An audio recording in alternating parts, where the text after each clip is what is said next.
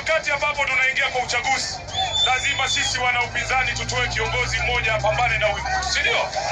Hatukosani na hatuachani. Viongozi walinda wananchi wateka eneo la Magharibi, wakisisitiza upinzani utatoa mgombea mmoja wa urais mwaka 2027. I'm not going to apologize.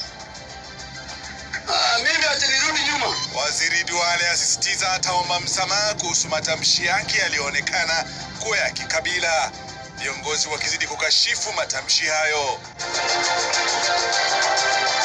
Waziri, kanyaga kabisa shingo, hapana bembeleza wahuni kama Gachagua. Hapana tisha sisi. Kama wewe ni mwanaume, si ukamata Rigiji upeleke kwa sel. Nipe nikupe ya wanasiasa kuhusu ufadhili wa wahuni, wote wakishinikiza kamata zianze upande usio wao. Familia ya Sharon Otieno yaelezea masaibu waliopitia wakitafuta haki kwa mwana wao, hukumu ya mahakama ikiwatuliza nyoyo.